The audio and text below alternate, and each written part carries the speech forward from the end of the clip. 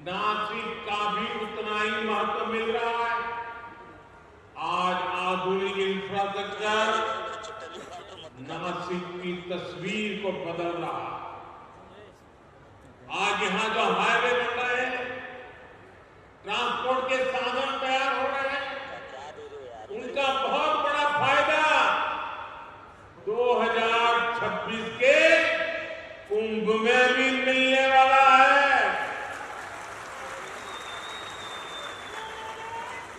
नासिक का IT park बड़ी संख्या में युवाओं के लिए रोजगार के अवसर तैयार करेगा। साथियों, आज हमारा नासिक डिफेंस सेक्टर में भारत की आत्मनिर्भरता का बहुत बड़ा केंद्र भी बन रहा है। नासिक में लड़ाकू विमान और सुरक्षा उपकरण नासिक में बनाए जा रहे हैं। आज नासिक के हर व्यक्ति को इस बात का गर्व भी है कि उनका ये नासिक, उनका ये शहर सशक्त भारत में इतनी अहम भूमिका निभा रहा है। लेकिन साथियों, दूसरी तरफ एक कांग्रेस और अघाड़ी वाले लोग भी है, ये देश को पीछे करने का, देश को कमजोर करने का कोई मौका नहीं छोड़ते। इन लोगों ने डिफेंस मैन्युफैक्चरिंग में देश को पीछे करने के लिए क्या कुछ नहीं किया। इन्होंने एचएएल को लेकर तरह तरह के झूठ फैलाए, विवाद खड़े करने की कोशिश की। इन्होंने फैक्ट्रियों के बाहर धरना प्रदर्शन करवाए, कर्मचारियों को भड़काने की कोशिश की। लेकिन आज वही एचएएल रिकॉर्ड मुनाफे वाली कंपनी बनकर उभरी है।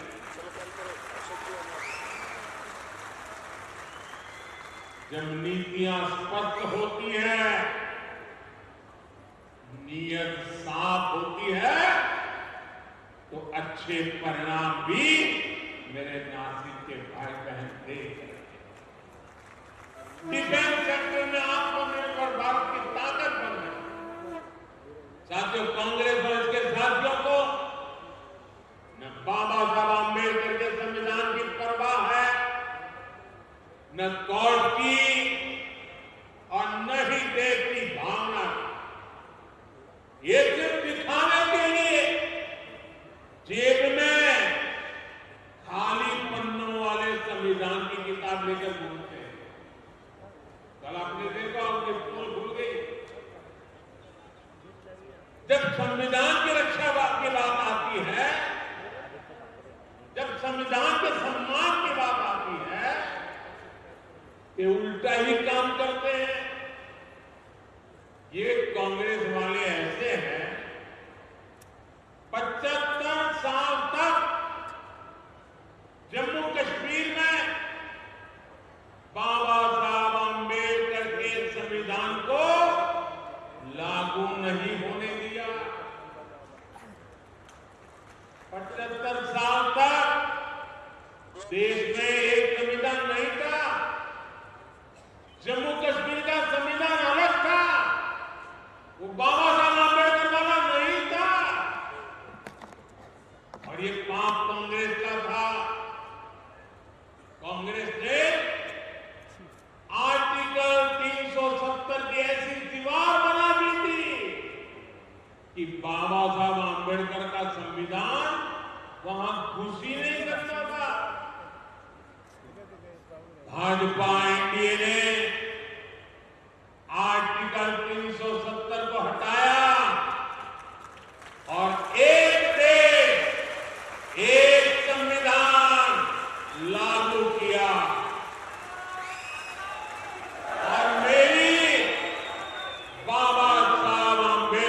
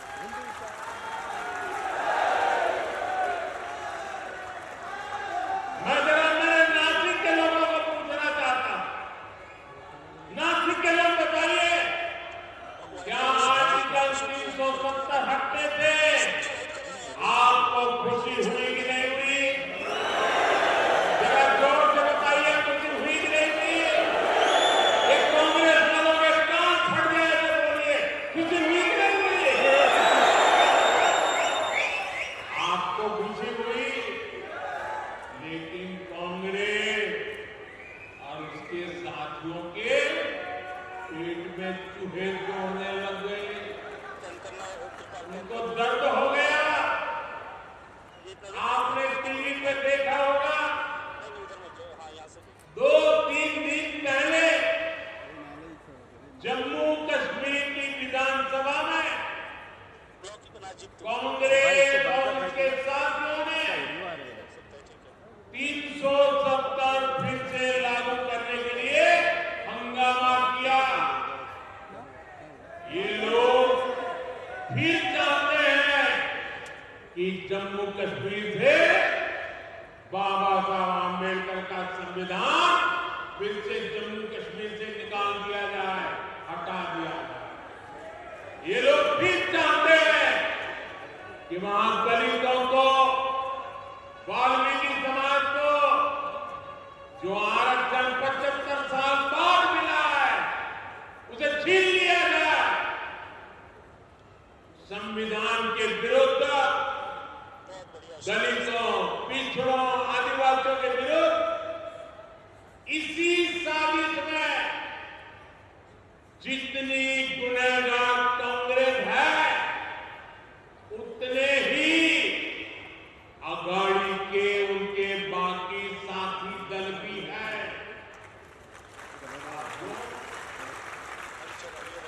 चुनाव के समय पार्टियां अपने कामकाज का हिसाब देकर जनता के बीच जाती है। बीजेपी और महायुति भी लगातार अपने काम का हिसाब दे रहे हैं, लेकिन बीजेपी का मुकाबला करने के लिए कांग्रेस के पास एक ही तरीका है। कांग्रेस उसके साथियों की झूठ की दुकान, यही दुकान इन दिनों कांग्रेस और उसके चेलों ने महाराष्ट्र में लगाई है। कांग्रेस ने कर्नाटका, तेलंगाना और हिमाचल में भी यही झूठ की दुकान सजाई थी, और वहां क्या हाल हुआ? चुनाव खत्म हुए, दुकान का शटर गिर गया।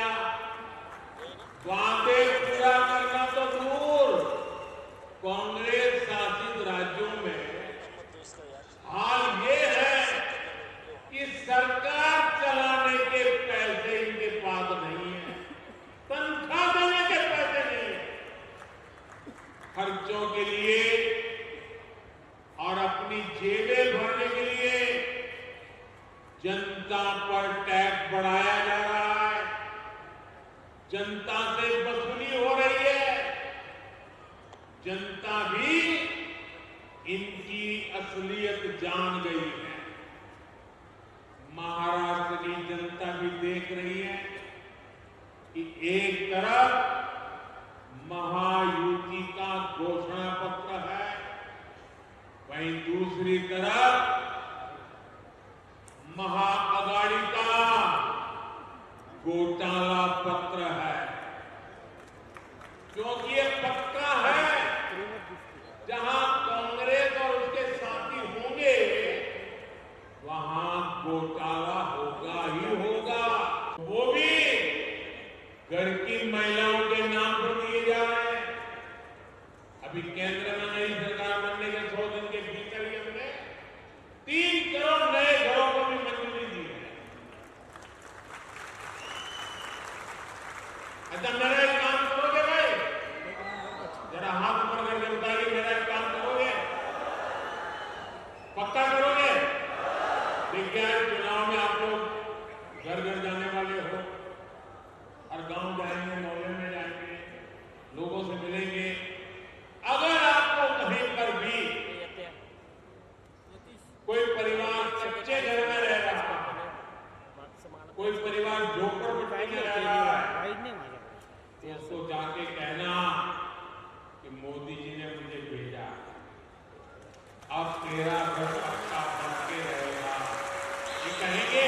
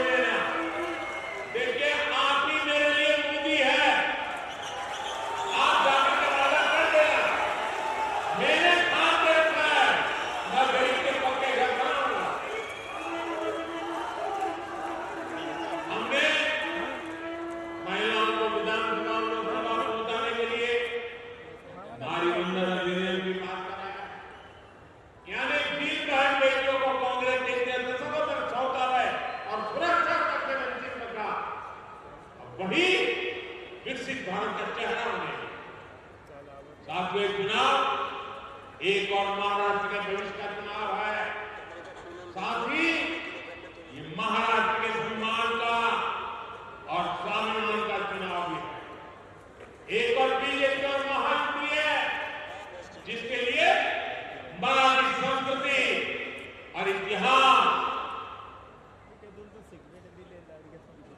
ये हमारी आस्था के केंद्र है। हमारी केंद्र सरकार ने मराठी भाषा को अभिजात भाषा का दर्जा दिया।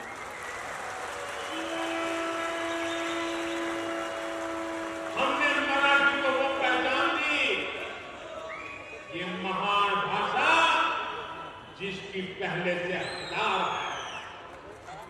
हमने छत्रपति शिवाजी महाराज के आदर्शों की बात की, उनके सम्मान को आगे बढ़ाया। बीजेपी गर्व से कहती है कि वीर सावरकर हमारे प्रेरणा स्रोत है।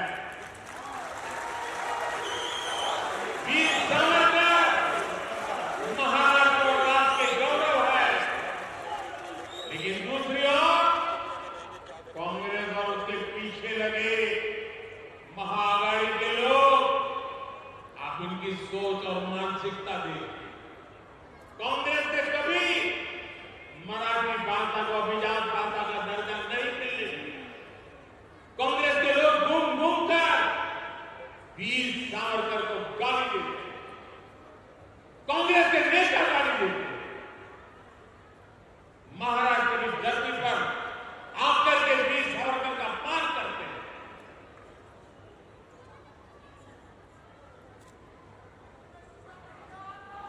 और मैंने सुना है कि महाराष्ट्र के गाड़ी के कुछ नेताओं ने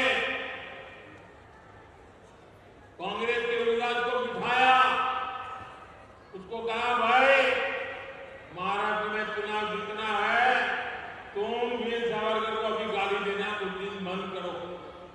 उसके मुंह पे ताला लगाया, गाली बोलना बंद करो। और ये देखिए अघाड़ी वाले, सबसे बड़ा दुर्भाग्य ये है कि सावरकर की विरासत का दम होने वाले आज अघाड़ी में कांग्रेस के साथ खड़े हुए। मैं कांग्रेस के महाअघाड़ी वाले साथियों को चुनौती देता हूं। एक चुनौती मेरी महाअघाड़ी वालों, ये पार्टियां कांग्रेस के युवराज के मुंह से, कांग्रेस के नेताओं से वीर सावरकर के तप, त्याग, बलिदान के कम से कम 15 मिनट रोज अपने भाषण में प्रशंसा करके जरा दिखा। एक युवराज कभी भी वीर सावरकर की प्रशंसा करने की हिम्मत नहीं करता। वीर सावरकर की काले पानी के दिन कालकोठी में बताया उनका वो कठिनतम समय, देश की आजादी के लिए दिया हुआ प्राण, कांग्रेस सब कुछ खारिज करती है। महाआघाड़ी वाले दल कांग्रेस के वीर सावरकर के काले पानी वाले दिनों की जरा प्रशंसा करके दिखाएं।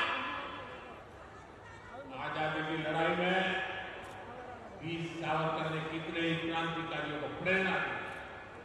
महाआघाड़ी वाले दल कांग्रेस से ऐसे प्रेरणादायी वीर सावरकर की तारीफ करवाकर जरा दिखाएं।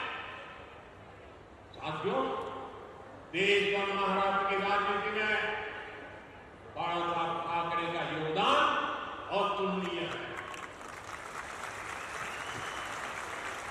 लेकिन कांग्रेस के नेताओं के मुंह से बाला साहब की प्रशंसा भी उसके लिए एक शब्द नहीं निकला। मैं अघाड़ी में कांग्रेस के दोस्तों को यह भी चुनौती देता हूं, वो कांग्रेस के नेताओं से, युवराज के मुंह से बाला साहब ठाकरे की, उनकी विचारधारा की सार्वजनिक रूप से प्रशंसा करके दिखाएं।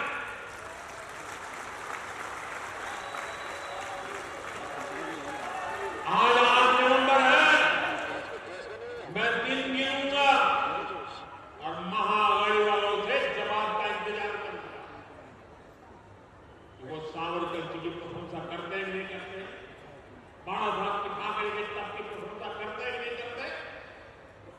महाराष्ट्र में देखेगा और हम गिनेंगे, आप भी गिनेंगे। साथियों, इस चुनाव में आपको बीजेपी और महायुति के उम्मीदवारों को विजयी बनाना, मैं आपसे आशीर्वाद मांगूंगा।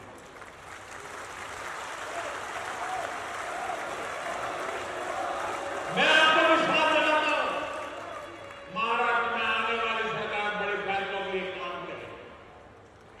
आप प्रभु श्री राम की तपोभूमि नासिक से हमारे चुनाव अभियान की शुरुआत श्री प्रभु श्री राम के आशीर्वाद से जरूर सफल होगी। हम सब मिलकर विकसित महाराष्ट्र का सपना पूरा करें। आप आए, इसके लिए मैं एक बार फिर आप सभी का आभार प्रकट करता हूं। जो चुनाव लड़ रहे हैं, तो उम्मीदवारों से मेरा आग्रह आगे आ जाए। जो इस असेंबली का चुनाव लड़ रहे हैं, जरा साथी आगे आ जाए। जो चुनाव लड़ रहे हैं, अठवले जी, आपको तो मेरे साथ रहना है ना, यहाँ वापस नहीं आना। सतीश भाऊ खाली बात लवकर. अध्यक्ष जी, आप जो चुनाव लड़ रहे हो, सतीश भाऊ खाली बात लवकर. राजन, सतीश रामदा राणे,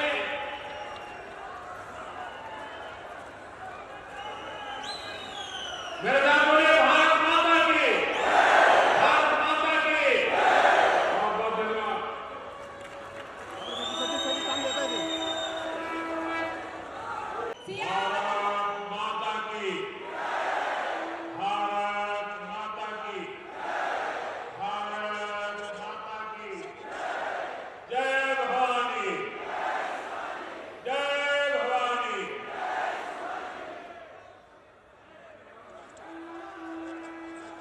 प्रभु श्री राम का पद स्पर्शाने पवित्र नाशिक नगरीला माझा नमस्कार। मैं भगवान त्र्यंबकेश्वर और माता रेणुका को श्रद्धापूर्वक नमन करता हूं। आज महाराष्ट्र विधानसभा चुनाव प्रचार के पहले दिन मुझे नासिक की पुण्य भूमि पर आने का सौभाग्य मिला। जब अयोध्या में राम मंदिर की 500 साल की प्रतीक्षा पूरी हुई, जब प्रभु श्री राम एक बार फिर वापस आए, तो अयोध्या में प्राण प्रतिष्ठा से पहले 11 दिनों के मेरे व्रत अनुष्ठान की शुरुआत भी यही नासिक से शुरू हुई।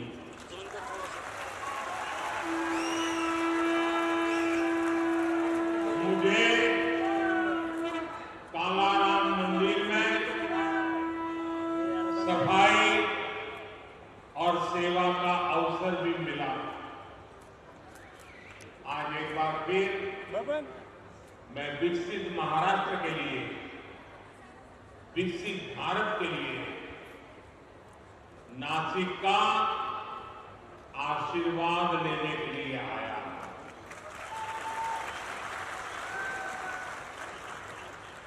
मैं देख रहा हूं नासिक में जनता जनार्दन का एक विशाल जनसमूह महाराष्ट्र का जन जन कह रहा है, भाजपा महायुति आहे तर गती आहे, महाराष्ट्राची प्रगती आहे। साथियों, आज महाराष्ट्र के प्रख्यात साहित्यकार और कला जगत के मजबूत स्तंभ रहे फूल देशपांडे जी की जन्म जयंती है। मैं उनका पुण्य स्मरण करता हूं, उन्हें अपनी श्रद्धांजलि अर्पित करता हूं। साथियों, आज हमारा महाराष्ट्र विकास कर रहा है। हमारा देश नए रिकॉर्ड बना रहा है।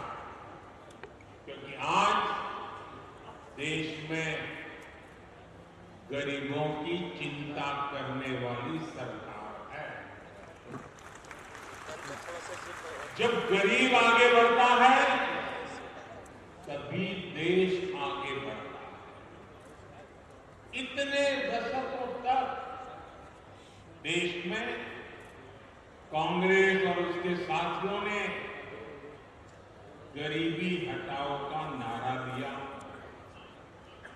फिर भी गरीब रोटी, कपड़ा, मकान के लिए मोहताज रहा। लेकिन अब केवल 10 वर्षों के भीतर भीतर देश के 25 करोड़ लोग गरीबी से बाहर आए हैं।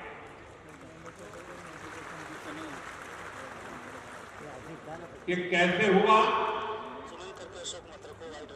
ये इसलिए हुआ क्योंकि मोदी की नीयत सही है।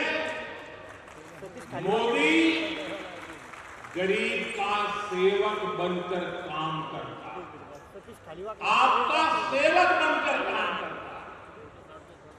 ये इसलिए हुआ क्योंकि गरीब के खिलाफ ये लड़ाई केवल मोदी ने नहीं, देश के गरीब ने भी लड़ी, आप सबने लड़ी।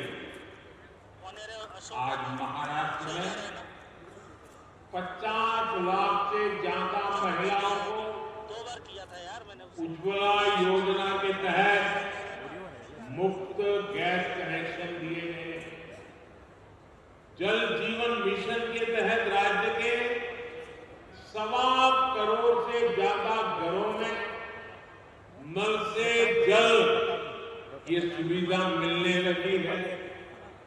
आज महाराष्ट्र के लगभग 7 करोड़ जरूरतमंदों को हर महीने मुफ्त राशन मिल रहा है। राज्य के 26 लाख से ज्यादा गरीबों को पीएम आवास योजना का लाभ मिला है, उन्हें पक्के मकान दिए गए हैं। गरीबों के लिए ऐसे काम लगातार होते रहे। इसके लिए महाराष्ट्र में महायुति सरकार फिर से बननी जरूरी है।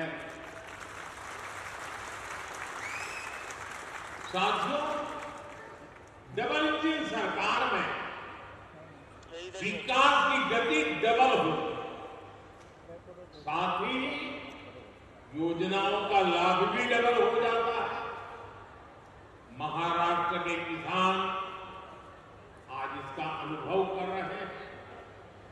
यहां किसानों को एक और पीएम किसान सम्मान निधि का लाभ मिल रहा है, साथ ही नमो शेतकरी महासम्मान निधि ये भी मिल रही है। यानी सालाना 12,000 रुपये की आर्थिक मदद।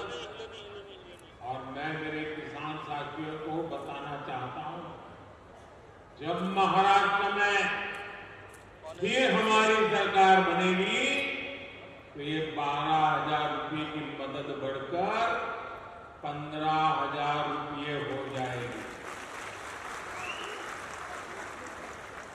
महाराष्ट्र के लाखों किसान परिवारों को इसका बहुत बड़ा लाभ होगा। साथियों, यहां सोयाबीन, कपास, धान और दूध उत्पादकों को भी आर्थिक मदद दी गई है। पेट्रोल में इथेनॉल ब्लेंडिंग बढ़ने से गन्ना किसानों की आय में बढ़ोतरी हुई है। 10 वर्षों में करीब 80,000 करोड़ रुपए इथेनॉल की खरीद में किसानों को मिले हैं। देश का जो रुपया पेट्रोल खरीदने में विदेश चला जाता था, वो पैसा अब मेरे देश के किसानों को मिल रहा है। उनके पास जा रहा है। साथियों, मैं यहां के प्याज किसानों की भावनाएं भी समझता हूं। इसलिए प्याज के निर्यात में सहूलियत के लिए नीतियों में बदलाव किया गया है। साथियों, भारत की प्रगति के लिए महाराष्ट्र का तेजी से आगे बढ़ना बहुत जरूरी है। महाराष्ट्र आगे बढ़ेगा तभी भारत विकसित बनेगा। महाराष्ट्र किस स्पीड से आगे बढ़ सकता है, पिछले 2.5 वर्ष में महायुति सरकार ने दिखाया। आज देश में आधुनिक इंफ्रास्ट्रक्चर के प्रोजेक्ट में महाराष्ट्र बहुत आगे है। यहां हाईवे और एक्सप्रेस वे बन रहे हैं। आधुनिक टेक्नोलॉजी से जुड़े क्षेत्रों में महाराष्ट्र में निवेश हो रहा है। लेकिन आप मुझे बताइए, अगर कोई सरकार ये काम रोक दे तो क्या महाराष्ट्र आगे बढ़ पाएगा? आप तो हरा रहे हो, मुंह से भी तो बोलो। क्या महाराष्ट्र आगे बढ़ पाएगा? महाराष्ट्र के युवाओं को क्या रोजगार के अवसर मिल पाएंगे? अगर ये काम रुके तो महाराष्ट्र काफी पीछे छूट जाएगा। कांग्रेस और उसके साथी यही चाहते हैं, उनका यही एजेंडा है। महाराष्ट्र में कोई भी बड़ा काम होता है, ये लोग उसका विरोध करने के लिए मैदान में आ जाते हैं। इन्होंने अटल सेतु का विरोध किया, इन्होंने वाटवन और पोर्ट पर भी रोक लगाने की कोशिश की, इन्होंने मेट्रो परियोजनाओं को लटकाया। अघाड़ी वालों ने समृद्धि महामार्ग का काम ठप करने का प्रयास किया। तो ऐसी योजनाओं की घोषणा करते हैं जिसमें से ज्यादा भ्रष्टाचार हो सके। आप महाराष्ट्र में इन लोगों को ये सारा काम फिर से करने देंगे क्या? करने देंगे क्या? ये धोखेबाजी महाराष्ट्र की जनता के बीच चलेगी क्या? साथियों, पूरे देश ने कांग्रेस की हरकतों के कारण उसे पूरी तरह से खारिज कर दिया है। कांग्रेस अब ऑल इंडिया कांग्रेस नहीं बची। कांग्रेस अब परजीवी कांग्रेस बन चुकी है। ये कांग्रेस पार्टी अब केवल बैसाखियों पर ही जिंदा है। महाराष्ट्र हो, उत्तर प्रदेश हो, बिहार हो, झारखंड हो, ज्यादातर राज्यों में कांग्रेस दूसरी पार्टियों के सहारे ही चुनाव लड़ने की हालत में है। वो अपने पैरों पर खड़ी नहीं रह सकती। इसलिए साथियों, कांग्रेस ने राजनीति में खुद को बचाने के लिए अपना सबसे बड़ा हथियार चला है। ये हथियार है एससी, एसटी, ओबीसी समाज की एकता तोड़ो, एकता तोड़ो और राज छीनो। कांग्रेस के लोग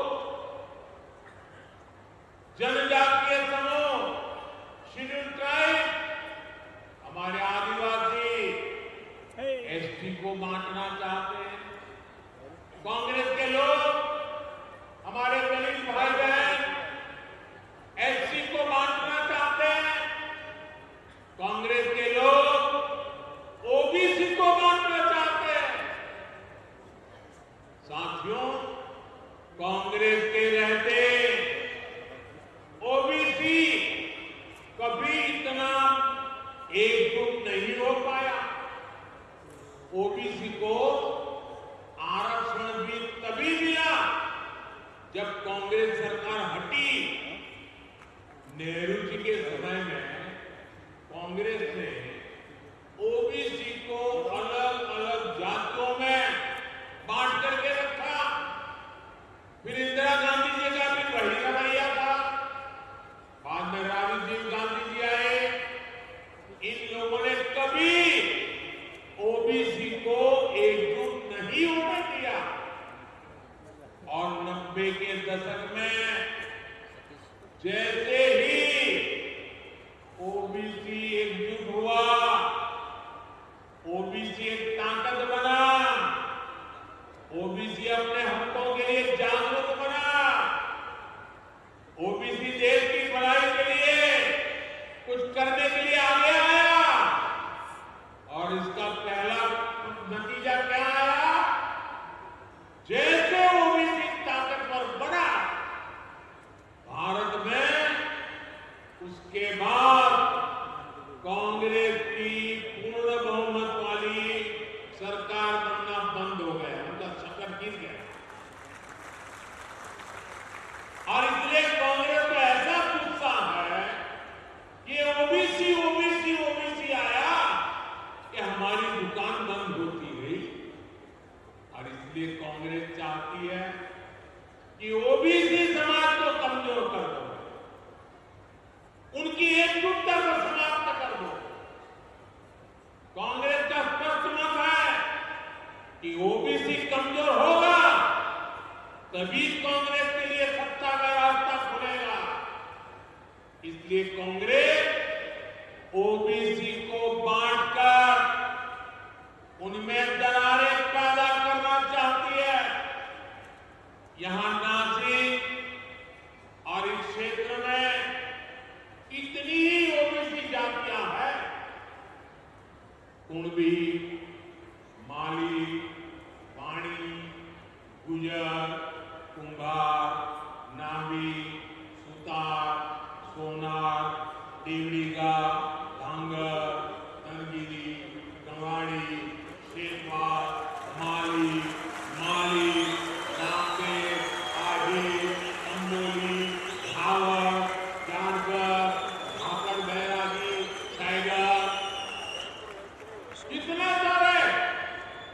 कांग्रेस इन सारी जातियों को आपस में लड़ाना चाहती। कांग्रेस चाहती है कुणबी ये जाति माली से लड़े, वाणी जाति गुजर से लड़े, कुंभार जाति नावी से लड़े। कांग्रेस चाहती है कि सुतार सोनार से भिड़ जाए। कांग्रेस ओबीसी के तौर पर आपको एकजुट नहीं होना देना चाहती। इसलिए वो चाहती है देवड़ीगा धांगर से लड़े, धनगरी गवांडी से टकराए, नामदेव आहिर से उलझे। कांग्रेस का इरादा है कंबोली भावड़ से झगड़ा करे, जानकर सैगर से लड़ाई करे। आपकी एकजुटता को तबाह करने के लिए कांग्रेस मैदान में उतरी है। आपकी एकता से, आपकी मजबूती से कांग्रेस को सबसे ज्यादा तकलीफ है। इसलिए वो चाहती है कि ओबीसी अपनी एकजुटता खो दे और कांग्रेस के लिए सत्ता का रास्ता खुल जाए। मैं आपसे पूछता हूं, जब ओबीसी अलग अलग जातियों में बटेंगे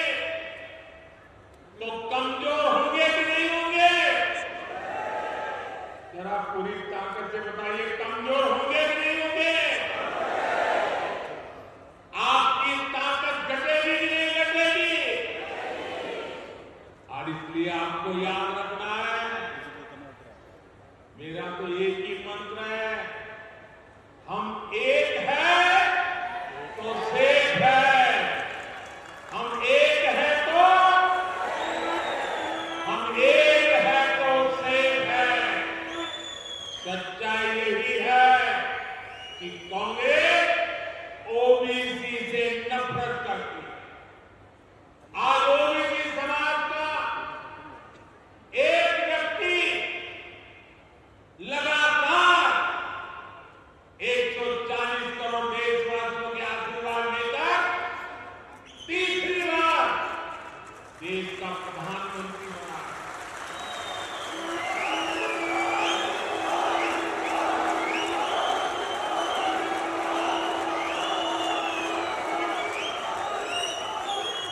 कांग्रेस को हजम नहीं हो रहा है।